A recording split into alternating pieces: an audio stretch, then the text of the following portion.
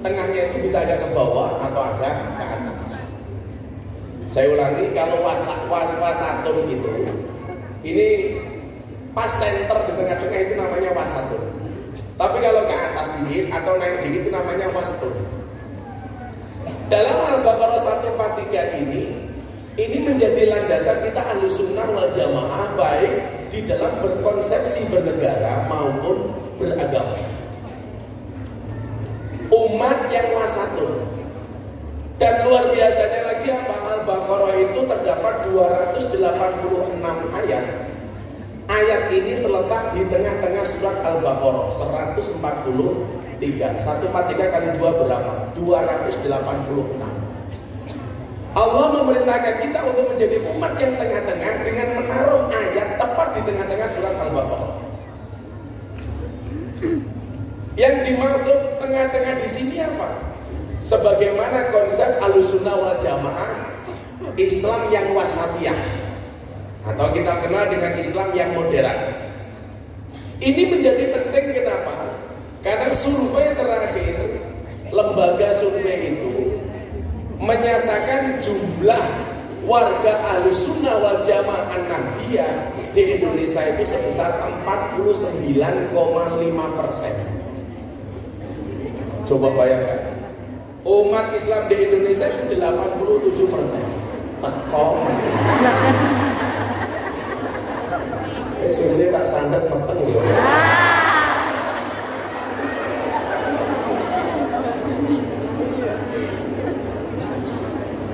Kamu tahu nggak bedanya singkong sama tahu?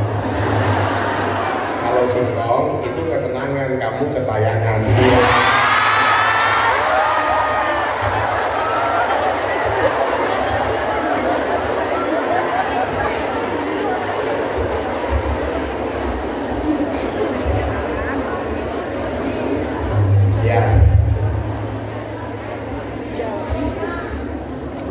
Kalau ini belum corona, kalau itu baru corona. Komunitas rondo mempesona.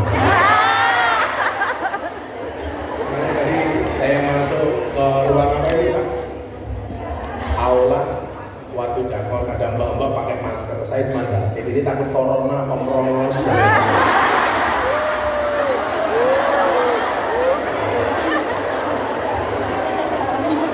Saya pikir jangan terlalu apa. Saya kemarin posting di Instagram itu saya mengatakan waspada, boleh panik jangan. Kenapa? Karena Israel itu sudah punya daftar nama siapa yang mau dipanggil duluan. Dan itu nggak bisa ditukar, nggak bisa dinego. Artinya saya pikir hari ini kita terlalu lebay menyikapi corona. Sehingga banyak orang yang memborong masker, ditumpuk, ditimbun dan lain sebagainya. Hati-hati. Orang yang suka mau nimbun masker besok mati cangkemnya maskeran.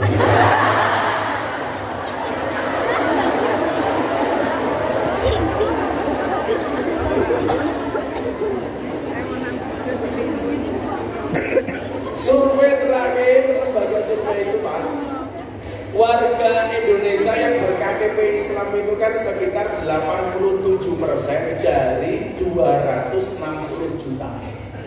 Itu sekitar 230 juta lebih itu adalah umat Islam. Dan luar biasanya lagi apa? 49,5% menyatakan diri sebagai orang Nahdlatul Ulama. Jadi orang NU di Indonesia itu jumlahnya berapa? Hampir sekitar 115 juta jiwa. Posisi kedua, saudara tua kita, Muhammadiyah. Dan jumlahnya berapa? 4,9%. Jadi Muhammadiyah itu warganya hanya 10% dari warga NU. Warga NU 115 juta, Muhammadiyah itu hanya sekitar 15 juta. Dilanjutkan lagi, yang suka demo-demo di Monas itu jumlahnya berapa? 0, sekian persen. Hanya 0, sekian persen. Jumlah warganya sangat sedikit, tapi cangkemnya paling gede. Ya nggak apa-apa, kelebihannya masihnya memang ditangkap. Jadi apa-apa demo, apa-apa demo. Sementara kita yang 115 juta orang ini jarang mau demo. Karena konsep demo kita bola-balik di mana-mana saya katakan itu berbeda. Kalau konsep demo mereka Aksi bela tauhid demo, aksi bela nabi demo, aksi bela Quran demo, itu sama sekali berbeda dengan itu. Kita nggak usah mengatakan aksi, tapi dari kita lahir sudah aksi. Orang lahir kemudian disolawati berjajanan, itu sudah termasuk aksi bela nabi. Malam Senin, malam Jumat kita yasinan, tahlilan, sudah aksi bela tauhid. Malam Senin kita manakipan, itu sudah merupakan aksi bela ulama. Apalagi ketika kita membicarakan negara, mendoakan mereka, itu namanya sudah aksi bela negara, namanya apa? Istighosa. Quran seminggu sekali kita semaan, itu aksi bela Quran. Ilmu setiap hari kita sorokan, itu aksi bela ilmu. Jadi kalau aksi bela Quran semaan, aksi bela ilmu sorokan, aksi bela mahasiswi ya lamaran.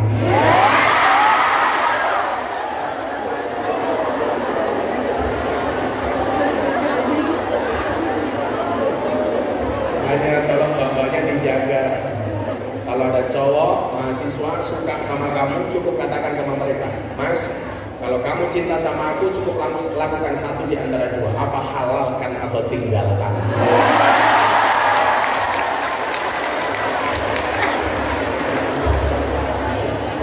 Ojo betul. Oh saya ini aku nih muslimah, senengnya melumah karo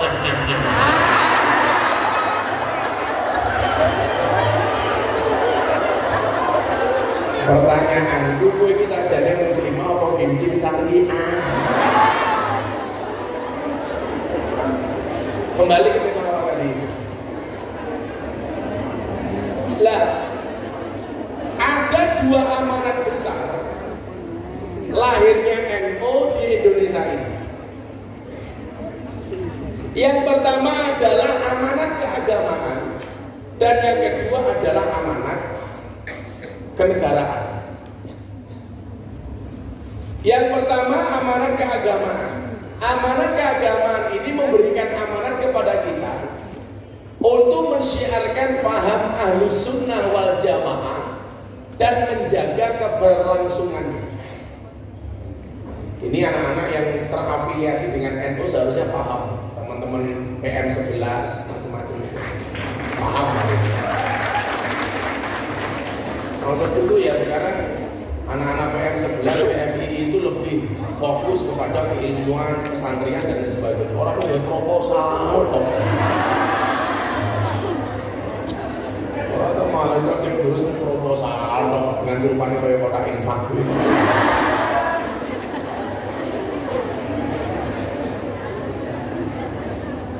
Faham amanat ini memerintahkan kepada kita untuk mensiarkan faham Ahlus Sunnah dengan mudah dan menyenangkan. Makanya ketika banyak wartawan tanya sama saya, Gus, kenapa selama ini konsep pengajian Anda itu dibuat enjoy, happy dan menyenangkan? Saya bilang mau ngaji di sana digawe susah. Saya punya pengalaman begini, adik-adik. Saya coba tanya sama kalian, orang yang datang ke klub malam, ke tempat karaoke itu orang susah atau orang senang? Orang susah atau orang senang? Orang susah. Orang susah yang mencari senang. Makanya namanya tempat hiburan. Maka nama lainnya namanya puskesmas, pusat kesenangan mas-mas. Apa yang mereka lakukan di situ? Karaoke, katorok dibuka.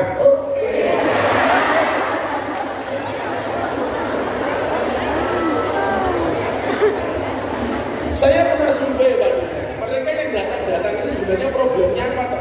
Karena merasa di rumah suntuk, di kantor suntuk, maka mereka mencari kesenangan di tempat hiburan. Maka saya mengatakan orang yang datang ke klub malam, ke karaoke, itu orang susah, bukan orang senang. Kalau mereka sudah senang, gak akan pernah mendapat mencari kesenangan di tempat, karena mereka susah mencari kesenangan di tempat hiburan. Pertanyaannya, kenapa mereka mencari kesenangannya di tempat hiburan? Karena selama ini mereka tidak pernah mendapatkan kesenangan di tempat pengajian. Maka kenapa pengajian saya buat menyenangkan? Karena saya punya prinsip lebih baik mencari kesenangan di tempat pengajian daripada mencari kesenangan di tempat hiburan. Makanya Imam Hasan Asadili yang mendirikan Sadiliyah itu, beliau mengatakan apa? Kok kowe ngaji karo gurumu ra iso guyu, tinggal mulih. Kok kamu gue dosennya ra iso guyu.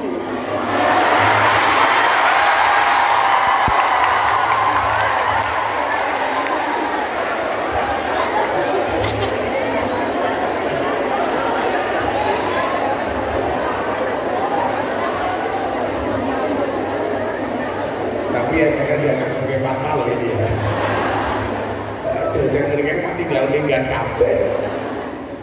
Ya slow-slow saja gitu. Saya pikir nggak ada kok ilmu apapun yang kita pelajari di kampus itu harus kok sampai serius-serius banget, itu nggak perlu lah. Apalagi dosen kok diktator umpamanya, jual diktat untuk beli motor umpamanya ya gitu. Makanya saya dari dulu itu kalau kuliah juga dosen saya pusing sama saya. Setiap saya diminta presentasi, kan dulu kalau kerja kelompok itu, saya dengan orang yang tidak pernah menulis. Saya bilang sama teman-teman, kalian yang buat makalahnya, saya sih ngomong. Kamu yang buat paper, sudah kirim saya, aku tak mau. Dan saya orangnya seru. Maka ketika ujian, saya pakai sandal, dosen saya waktu itu marah. Dekan saya itu adanya Pak Malik Fajar, namanya Pak Abdullah Fajar. Malik Fajar itu Menteri Pendidikan zaman SBY, zaman Megawati Pak SBY. Dulu rektor IAIN Malang. Saya pakai sandal, masuk kelas, diusir sama beliau. Miftah, Anda keluar. Siapa dekan salah saya apa? Kamu pakai sandal. Akhirnya saya keluar. Begitu keluar saya kembali baca peraturannya, rule of the game. Ternyata bahasanya apa? Mahasiswa kuliah dilarang menggunakan sandal. Akhirnya sandal saya lepas, saya ganti kresek.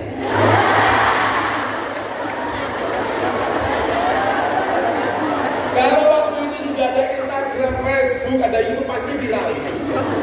Saya copot ganti kresek, saya masuk kelas. Slek.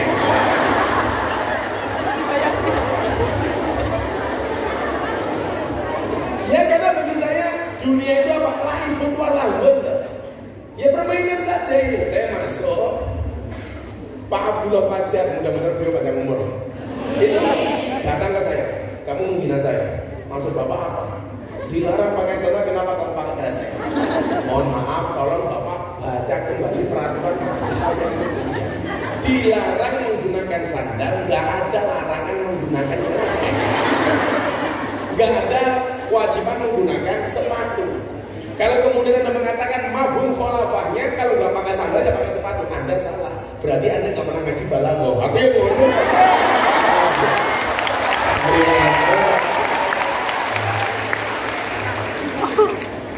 Orangnya manduk-manduk bingung. Karena peraturannya dilarang menggunakan sandal. Nggak bisa kemudian kalau dipahami mafhum khalafahnya harus menggunakan sepatu. Berarti menggunakan di luar sandal boleh, dan saya pakai kresek, rongos cangkemmu. Ya karena saya biasa saja, santai-santai saja, jangan dibuat sepanggung gitu. Coba saya mau tanya sama para mahasiswa ini, Anda kalau punya dosennya yang cair sama sepaneng, Anda pilih mana? Ngono Pak, cair Pak. Maka di dalam mensiarkan faham Ahlus Sunnah ini dibutuhkan metodologi yang menyenangkan. Dibutuhkan terobosan-terobosan yang kemudian orang paham dengan gagasan besar Ahlus Sunnah wal Jamaah. Maka kenapa kemudian hari ini saya banyak berbicara ketika saya pengajian menggunakan bahasa-bahasa cinta. Karena aku ngerti hatimu yang biar takkan ya bodoh lah kalau rupa-rupamu, rupanya sangar tapi hatinya ambiar gitu. Maka kewajiban kita hari ini untuk mempertahankan faham ini. Maka kalau Anda lihat, coba negara-negara yang keras itu pada akhirnya hancur. Negara-negara yang gak lurus itu pada akhirnya hancur. Negara-negara Timur Tengah yang mereka masih ngeyel dengan paham-paham Wahabi, pada akhirnya mereka akan hancur. Karena mereka gak punya seni. Padahal dikatakan innallaha jamilun wa yuhibbul jamal, itu kan seni. Termasuk di dalam berdakwah ini, jangan hanya kemudian ada transfer nilai, ada transfer value, tetapi metodologinya tidak menyenangkan. Makanya banyak orang gagal di dalam dakwah itu apa? Hanya fokus kepada konten, tetapi tidak pernah berpikir tentang casing. Sekarang yang casingnya bagus, kontennya jelek itu laku. Tapi kontennya ini bagus, casingnya biasa-biasa saja tidak akan laku. Bagaimana kemudian hari ini kita mengemas dakwah itu, kontennya menyenangkan, kontennya bagus, tapi casingnya menyenangkan. Kontennya api di sini, casingnya menyenangkan. Satu saat saya pernah diundang sama kelompok tertentu ya. Mereka kalau kajian itu menggunakan PowerPoint, menggunakan OHP macam-macam itu. Saya bilang, Anda itu tidak ilmiah. Kenapa? Karena Anda tidak menggunakan PowerPoint ketika berdakwah di depan orang itu. Coba kalau kami semuanya casingnya disiapkan lah, pakai layar, kemudian mereka pakai PowerPoint yang dibahas 1, 2, 3, 4. Jawaban saya sederhana. Saya punya prinsip, Mas. Orang yang kenapa kamu menggunakan PowerPoint? Karena kamu yakin kamu merasa tidak punya power, tidak punya poin. Kenapa saya tidak menggunakan PowerPoint?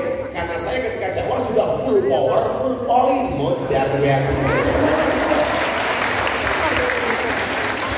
Orang yang menggunakan PowerPoint karena dirinya tahu bahwa dia tidak punya power, tidak punya poin. Sementara saya tidak menggunakan PowerPoint karena saya yakin saya ini full power, full point. Harus ngomong ya. Artinya apa? Konten ini penting loh. Tapi casing juga jangan ditinggalkan. Maka disinilah kemudian dibutuhkan orang kreatif, kere, aktif. Dan persaingan dunia hari ini kalau kamu pengen sukses, pengen menjadi orang yang elit, derajatnya mulia tinggi, itu dituntut untuk menjadi orang yang kreatif. Maka beberapa waktu yang lalu ketika saya ngisi kajian di Polres Kediri, saya bilang, kalau hari ini pengen jadi orang terkenal itu gampang. Yang pertama, membuat masalah besar. Gawe kerajaan Sunda Emperan. Nuklir akan saya stop. Utang negara saya bayar. Padahal cangkeman wartawan ngejar gitu. Karena membuat masalah besar. Di Purworejo muncul KAS, Keraton Asu Sejagat. Rajanya namanya sama, Toto. Basicnya apa? Bakul angkringan tak ada. Buat masalah terkenal. Maka kalau pepatah Arab itu mengatakan apa? Kencinglah air zam-zam maka kamu akan menjadi masyhur. Kencinglah sumur zam-zam maka kamu akan menjadi terkenal. Saya dulu pernah dengar ceramah ini dari Kiai Haji Zain MCN. Gue pengen terkenal gampang, kencingi sumur zam-zam. Artinya apa? Membuat masalah besar. Tapi ini jangan kamu lakukan. Jangan membuat masalah besar. Masih ada cara yang lain supaya kamu terkenal. Apa? Oh, sebelum saya lanjutkan. Pokoknya gawe anak-anak itu kondang. Renang bisa mengakibatkan kehamilan. Orang yang dulu tidak tahu komisioner ini siapa, begitu dia ngomong seperti itu viral. Renang bisa hamil. Makanya tolong mahasiswi jauhi kolam renang. Saya baru sadar, Anda itu kalau bikin rekening bank biasanya yang ditanyakan nama ibu apa nama bapak? Ibu. Kenapa yang ditanyakan nama ibu? Karena kalau nama ibu jelas satu. Kalau nama bapak bisa kolam renang.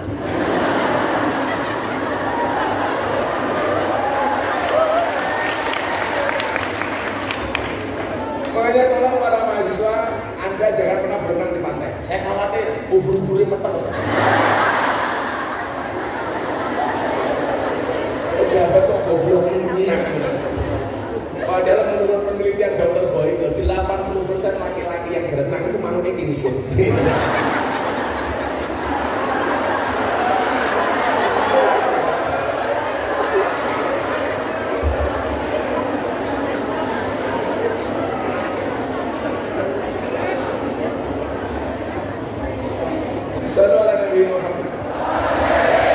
Atau yang kedua, sekarang juga baru ngetren. Kalau Anda tidak bisa membuat masalah besar supaya terkenal, yang kedua adalah dia melawan orang besar. Ini juga cepat terkenal. Dulu siapa sih yang kenal dengan mohon maaf Ustadz Maher Tuwailidi? Begitu mencaci maki Kiai Ma'ruf Amin, orang akhirnya tahu siapa dia.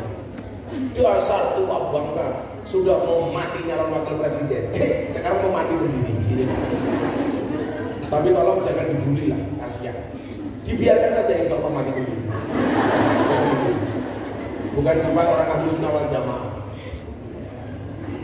Orang dulu gak kenal dengan tukang debus, tapi begitu kemudian mencaci maki Jokowi, mencaci maki pemerintah, akhirnya orang tahu. Dan yang terbaru ini ya Allah, bersedih banget saya ketika beliaunya menafsirkan innama yakhshallahu min ibadihi ulama. Jadi siapapun yang takut dengan Allah bisa disebut ulama. Kambing takut dengan Allah, ulama. Pitik takut dengan Allah, ulama. Jadi nanti teman-teman Yayan jangan kaget kalau ada MUI cabang kambing, MUI cabang pitik. Ini menurut saya ini sudah pelecehan penistaan bagi saya. Padahal Rasulullah mengatakan apa? Man fassarul Quran bi ra'yi falyatabawwa maq'adahu minan nar. Saya itu karena menyadari saya bukan ahli tafsir, maka ayat yang kemudian saya pakai itu ayat-ayat yang sifatnya umum. Artinya sudah dipahami secara umum. Kalau yang berkaitan dengan ayat-ayat khusus saya nggak berani. Kenapa? Karena saya menyadari saya bukan ahli tafsir. Jangan sampai kemudian penafsiran kita justru akan menyesatkan banyak orang. Saya nggak mau. Makanya kawan-kawan begini. Sekarang ada orang mengatakan begini, sampaikanlah walaupun cuma walau ayat. Tapi ingat, walaupun cuma satu ayat, itu ayat yang dipelajari, ayat yang sudah dikaji. Jangan hanya walaupun satu ayat, gak kita pahami kita sampaikan.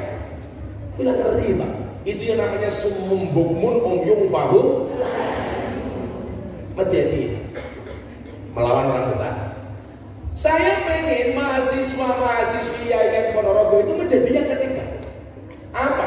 Bukan orang yang melawan orang besar, bukan yang membuat masalah besar, tapi menjadi orang yang menyelesaikan masalah besar. Jadi menjadi problem solver, bukan troublemaker. Orang NU itu dari dulu pionir, bukan follower. Artinya apa? Selalu diikuti. Banyak orang yang tadinya menghujat amalia Ahlussunnah, begitu mereka lambat merasakan nikmatnya Ahlussunnah, akhirnya mereka ikut-ikutan. Kenapa? Karena Ahlussunnah wal Jamaah An-Nahdiyah sudah melakukan itu jauh hari. Kenapa? Karena NU itu pionir, bukan follower. Dan ketika kamu punya medsos, mohon maaf, ini punya kesempatan yang sama. Saya, kamu menjadi trending itu menjadi hal yang tidak mustahil. Sangat-sangat mungkin. Sekarang begitu kamu posting sesuatu yang kira-kira bagus, yang kontennya ini berisi, orang akan bisa mengenal siapa kalian. Caranya bagaimana? Jadilah problem solver, jangan pernah jadi troublemaker. Makanya saya juga tidak ngira Pak. Begitu saya buka Instagram, follower saya berapa? 1 juta lebih. Kagak Pak, jadi kan kira Pak.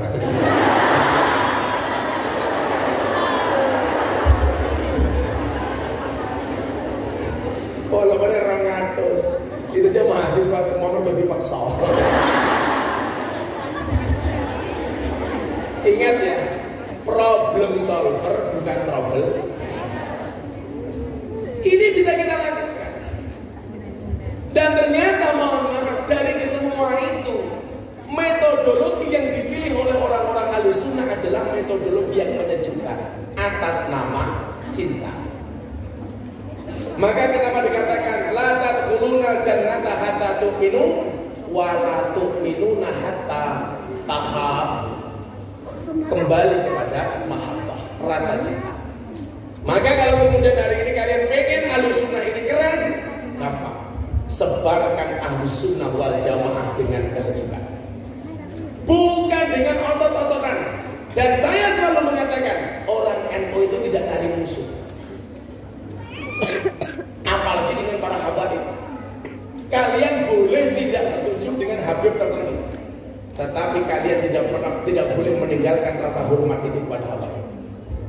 Kalian boleh tidak taat terhadap habib itu, tetapi kalian tidak boleh meninggalkan rasa hormat kepada habib itu. Karena dikatakan dalam kitab taklim, al-hurmatu khairun minat ta'ah. Hormat itu lebih didahulukan daripada taat. Kok ada Habib memprovokasi kalian, musuhi pemerintah, nggak boleh kalian taati, tetapi wajib kalian hormati. Kenapa? Karena Habaib itu posisinya adalah ahli Baitul Mustafa. Tuh, mereka itu orang suci. Maka kalau kemudian ini mengatakan, oh Gus Miftah itu tidak suka dengan Habib Rizik, Anda salah. Tahun 2017 saya haji bareng beliau, foto di depan jamaah. Kalau kemudian saya tidak taat dengan isi ceramah beliau, tetapi saya tidak akan pernah meninggalkan rasa hormat kepada kehabaiban. Ini posisi yang jelas, clear. Kalau hari ini orang mengatakan, oh orang NU tidak menghormati habaib, Anda salah. Orang belum kenal habaib, NU sudah menghormati habaib. Kalau Anda mengajarkan orang NU untuk mengajari hormat kepada habaib, Anda sama halnya memerintahkan mengajari bebek untuk berenang. Wis abdian isol. Makanya apa? Inilah dakwah cinta. Saya baru menyenangkan saja. Moga kalau ada orang menyerang amalia-amalia NU seperti yang sering saya sampaikan di YouTube itu, sholawat boleh, sholawatan nggak boleh. Saya menyikapinya tidak provokatif. Masa kamu tidak bisa membedakan sholawat dan sholawatan? Tidak bisa membedakan yasin dengan yasinan? Tidak bisa membedakan tahlil dengan tahlilan? Apa perbedaan yasin dengan yasinan? Yasin itu belum dibaca. Kalau sudah selesai dibaca namanya yasin. Tahlil itu belum dibaca. Kalau sudah dibaca namanya tahlilan. Masa gara-garaan nggak boleh? Katok boleh, katokan nggak boleh. Udah gandul. Sarung boleh, sarungan nggak boleh ya. Belalainya yang dinenti. Kotang boleh, kotangan nggak boleh. Itu gara-gara apa? Ini dolanmu kurang adoh. Turunmu kurang, kancamu kurang, oke, kopimu kurang, kental, orang kental sakit. Cangkiri cukup. Tadi kamu ya? Oh, yang itu kamu ya? Nama komplit kamu siapa? Nama komplit kamu siapa? Kenapa saya tanya nama komplit kamu? Supaya besok di pelaminan aku sudah hafal.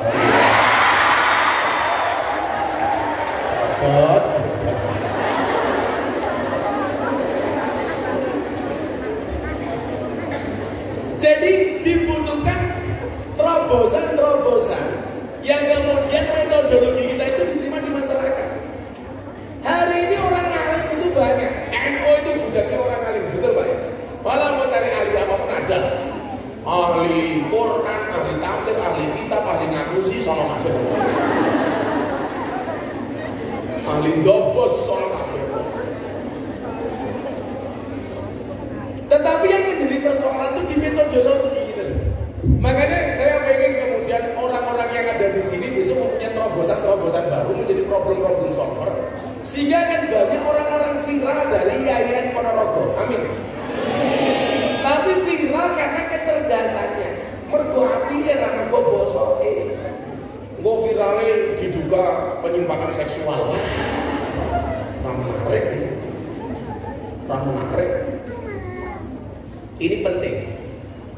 Bahwa kemudian konten itu penting, tapi casing nggak kalah penting. Maka saya itu orang yang sangat perfect ketika posting Instagram. Kalau kira-kira itu nggak ada value-nya, menurut saya kok kualitasnya biasa-biasa saja, saya nggak mau posting. Makanya Instagram saya itu trafficnya bagus. Kalian bisa lihat orang followernya banyak, tetapi ketika posting yang like dan view-nya itu sedikit, itu berarti jelas bahwa kemudian konten yang dia posting itu tidak menarik. Apalagi ketika follower oke, sing like dan ketika dia posting video viewernya cuma sedikit, itu tanda-tanda jangan-jangan followernya beli. Tapi kalau kemudian ketika posting like-nya banyak, komentarnya bagus, viewernya bagus, itu berarti trafficnya menunjukkan bahwa kontenmu itu adalah menarik. Walaupun mohon maaf ada kalanya followernya banyak tapi haternya lebih banyak. Followernya 2 juta, haternya 1.700.000, amoder. Dan saya selebritis yang seperti itu ini. Followernya banyak tapi isinya bukan muhibin tapi haters. Walaupun saya juga pernah diajar habis-habisan gara-gara saya belain teman-teman Banser itu kenapa tidak dibawa ke Papua. Waktu itu saya bilang, kenapa Banser tidak berangkat ke Papua? Karena Banser tidak punya alat hukum, dasar hukum untuk berangkat ke Papua. Saya dihajar, yang komentar berapa? 15.000. Semuanya menyerang saya. Tapi saya nggak sakit hati. Yang nyerang saya 15.000. Yang memberikan like dan jempol 75.000. Pertanyaannya, kenapa jumlah like itu pasti lebih banyak daripada jumlah komen? Karena seberapa banyak pun orang yang membencimu dengan komentar-komentarnya, yakinlah di luar sana lebih banyak yang mencintaimu dari dalam hatimu. Orang versi jomblo ya beda Pak. Pak jomblo ya beda. Kenapa jumlah like lebih banyak daripada jumlah komen? Karena banyak orang cinta tetapi tidak berani mengatakannya. Ya. Batin tok. Melempet. Kamu harus tahu Mas, cewek itu memang senang kalau diberi coklat dan es krim, tapi cewek lebih senang kalau diberi kepastian.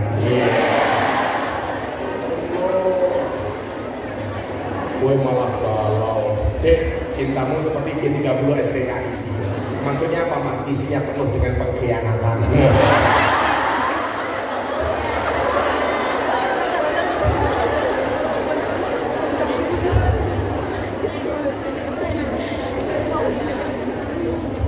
Genditi banget kayak cewek. Daripada awalmu cintamu kayak KFC. Maksudnya apa? Oke cabangnya.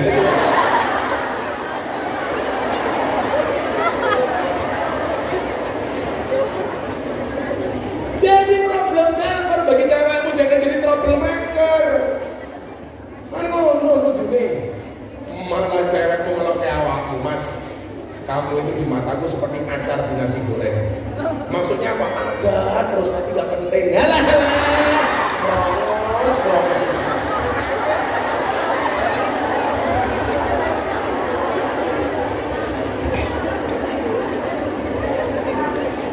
Ambiar. Ya, sebelum masuk yang